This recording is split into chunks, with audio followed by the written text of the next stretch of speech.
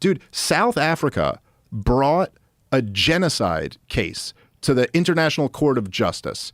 And the International Court of Justice ruled that what Israel was doing to Gaza was plausibly a genocide. 21 months ago. 21 months ago. They said this was plausibly a genocide. And the thing's gone on the entire time since then. There was a huge Haaretz piece a couple months ago about, because we've seen so many examples of this, but they had IDF soldiers off the record, and at least one on the record, saying that they were given orders to fire live rounds into the crowds of desperate people trying to get food, who have literally been just having starvation throughout Gaza. I don't know if you saw this, dude. I mean, I actually found this hilarious, but I'm a comedian who has a real twisted, dark sense of humor. But the Free Press, Barry Weiss's publication, ran a piece debunking the starvation in Gaza. And one of the examples, I'm not making this up, you go look at this. I'm very close to exactly accurate on this. One of the examples they picked was that a kid who was starving to death, and their attempt at debunking it was that actually this kid had another major issue when an Israeli bomb cracked his skull. So that's your defense. That yes, he starved to death, but it was also, with these other complications. This was the big one where the New York Times had that big picture of the starving baby, and then they made a big thing out of being no, but he had other medical, problems too. And then the mother had said, the mother said that the doctors told her that the reason they had other medical problems is because she was malnourished during pregnancy. It's okay, so yes, you are right, Israel defenders. The kids starving to death are the ones who have other complications. That's always who dies first in famines. I don't know what victory you think this is. But so since this point, since the International Court of Justice ruled it was plausibly a genocide, the 21 months up to today, since then, I know at least to Ehud Olmert and Ehud Barak, both former prime ministers of Israel, have come out and said Netanyahu's committing war crimes in Gaza. Now, they didn't call it a genocide, but they called it war crimes. So that's where your debate is at this point.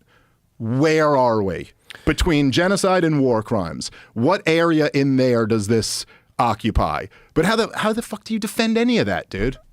I don't know if this is true, so I want to look it up before we commit to this. But someone sent me something saying that Grok was pulled from Twitter, from X, whatever, because Grok had said that Israel was committing a genocide. So someone asked Grok whether Israel was committing a genocide, allegedly, and I want to find out if this is true, because I saw this article and I was running out of the house. I was like, what the fuck? But then it was reinstated. So I don't know if those posts were deleted. I don't know if this is real. Yeah. But I'm not shocked. I'm not shocked. I read it and I'm like, I could see how that could happen. I could see, first of all, how it could interpret it as a genocide when they're not alone. I mean, if Grok is just a large language model that's pulling from the internet, what's the general consensus worldwide? Definitely more on that side, yeah. More on that side. For sure. And then if you look at the sheer numbers of people that have died, which we don't even really have an accurate count of, what is the number? What's the number of casualties now? Yeah, well, there was just a So here it is.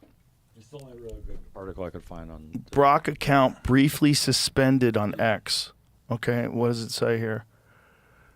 The reason for Grok's brief suspension on X was August 11, 2025, remains unclear as no official statement from X or XAI has been provided, the bot said when asked why its account was removed. However, Grok itself claimed in now deleted posts that the suspicion was due to comments it made accusing Israel and the U.S. of committing genocide in Gaza, citing sources like ICJ, International Council of Justice rulings, UN reports, Amnesty International, and I don't know how to say that word. B'Tselem.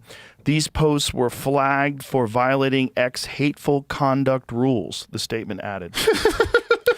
The press team for stating... That's just so funny, dude. This is so crazy. The press team for X did not immediately respond to the Hill's request for comments. Users have criticized Grok for providing anti-Semitic responses to questions in recent months. What anti-Semitic responses? However, X's owner, Elon Musk...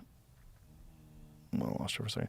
Ex-owner Elon Musk said in a Monday post, the bot's account removal was just a dumb error. Grok doesn't actually know why it was suspended. Is he Grok? He's like, me don't know. Me don't know why we was actually suspended. Upon its reinstatement, the Grok account wrote, Zup, beaches, I'm back and more bass than ever. Okay. Did anybody ask it again? Why don't you ask it right now? Let's go to Grok and ask Grok right now. It's going to give a more politically correct answer at this point, I bet. Be fascinated to that's see my what guess. it says. Yeah, I'm not sure. Is Israel committing genocide in Gaza? Okay, here it goes. Term genocide is defined, 1948 UN Convention, the prevention and punishment of the crimes of genocide as acts committed with intent to destroy in whole or part a national, ethnical, racial, or religious group. These acts include killing members of the group. Okay, the ongoing conflict in Gaza stems from, I get it, I know what that is. Okay, allegations of genocide, prohibited acts, intents. So it's giving you a very nuanced response.